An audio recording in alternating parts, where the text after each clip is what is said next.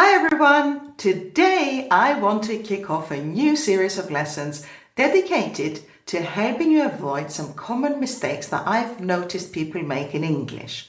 So as you all know, I teach business English to students from around the world, and I was thinking that it would be a great idea to share some of the common mistakes most of my students are making in areas such as vocabulary, grammar and pronunciation. So these lessons will be quick 10-minute lessons that will give you the opportunity to learn from other people's mistakes and to improve those areas where slip-ups tend to happen. Now, if you like, you may also share some mistakes that you have managed to correct in the comments of this video for others to learn from.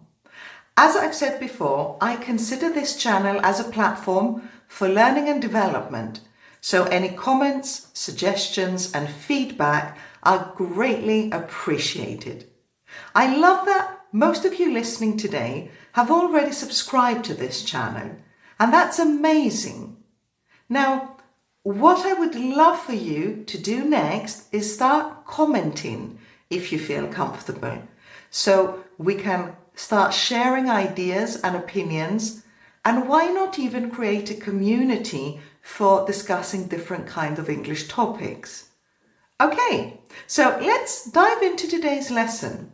Today we're going to focus on some common vocabulary mistakes, and we're going to start with words that can seem familiar but have different meanings in English and in your native language. Does that sound good? Let's get started.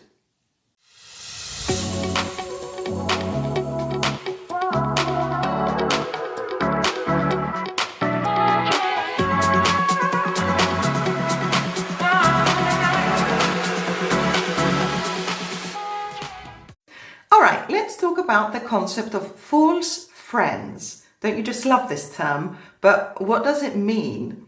False friends are words that look or sound similar in English and your native language, but mean completely different things.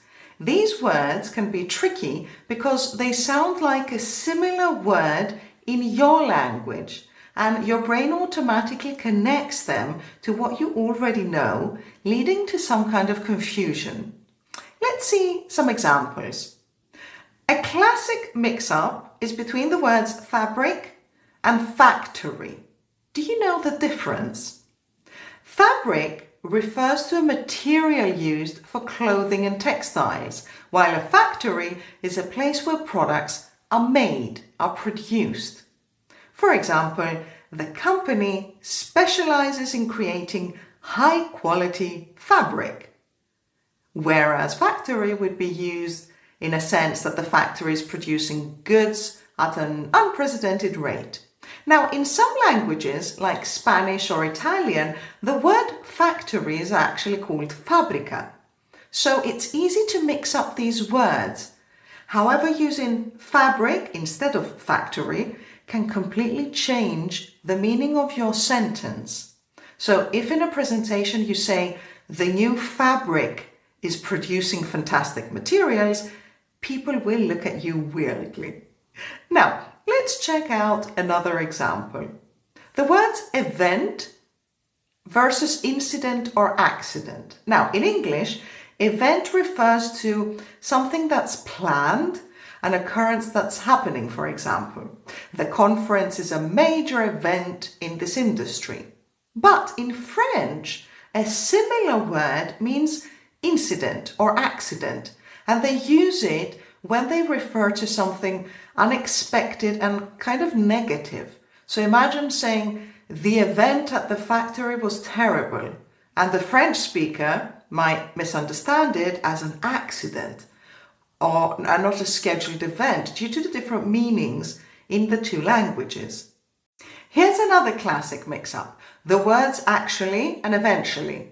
Actually is like saying in fact or really. It's used to clarify something or correct a misunderstanding.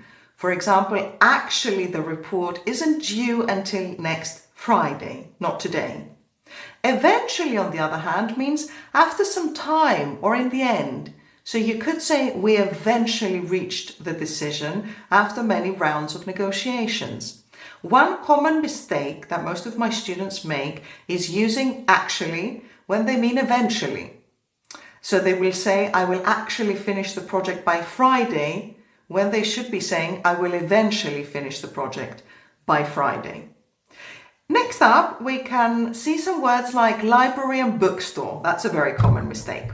Now, let me remind you that a library is a place where you can borrow books for free, whereas a bookstore is where you go and buy the books. For example, I'm going to the library to research for my presentation versus I need to buy some new business books from the bookstore. In some languages, these two places might sound similar, but they're quite different in English. So be sure to use them separately and not interchangeably. Moving on to another pair of false friends that usually gets confused is sympathy and empathy. It's very important to get these right, as mixing them up can create misunderstandings. Now, I know that they sound similar, but they really aren't. Sympathy means a feeling of pity and sorrow for somebody else's misfortune. Like, I feel deep sympathy for the team because they lost the contract. I'm sorry that they lost the contract. Whereas empathy is about connecting with someone on an emotional level. As a leader, I need to show empathy for your team's struggles. People often use sympathy and they mean empathy. So remember, empathy is about understanding someone's feelings, while sympathy is feeling sorry for them. Here's another classic mix-up. The words assist and attend. Assist means to help or support, like I will assist you with the project's tasks. To attend means to be present at an event or a meeting. For example, I will attend the conference next month to represent my company. Saying I will attend you with the task instead of I will assist you with the task is also another common mistake that many of my students tend to make. Shall we look at a few more words? Let's talk about presume and assume. Assume is when you take something for granted without having any evidence whatsoever. I assume the meeting would be on Friday. Whereas presume means that you're making a guess based on some kind of evidence, like I presume we'll be notified about the policy change soon. These two get swapped a lot. So keep in mind that presume suggests more evidence than assume. Okay, there's a subtle difference there, but still it's great to hear people using them correctly because it really advances their professional appeal. Let's go to example number 8. Sensible versus sensitive. Sensible is somebody who's reasonable, so it's sensible to review the contract before signing it. Whereas sensitive means easily affected or emotional. So she's quite sensitive about performance reviews. Mixing these two up could turn into it's sensible to check the report, whereas you would have to say it's sensitive to check the report, which completely changes the meaning. The first one means that it's the right thing to do, whereas it's sensitive to check the report could suggest that we are taking some kind of risk by doing so. And finally, here are two more very common mistakes that I see a lot. The words accept and affect and effect. Now let's define them once and for all. Accept with an A means to receive or agree to something. She accepted the job offer. Accept with an E means to exclude someone or something. So everyone was invited except John. So you can't say I accepted the invitation. You have to say I accepted the invitation, or I accept my responsibility in this mistake. Clear? Good. Now let's look at affect and effect. Again, there's a difference between an A and an E. Affect with an A is a verb that means to influence something. The weather can affect my mood. While effect with an E is a noun, meaning that it's the result of something. The new policy had a positive effect on productivity. So you can't say the new policy will affect the team. You have to say the new policy will affect the team, because you need to use a verb, and the verb is affect with an A. Please make sure to correct these two mistakes, since they're really fundamental, and we also use these words quite a lot, don't we? All right, so how about that? We just covered 10 false friend examples, and I hope some of them resonated with you and made more sense for you.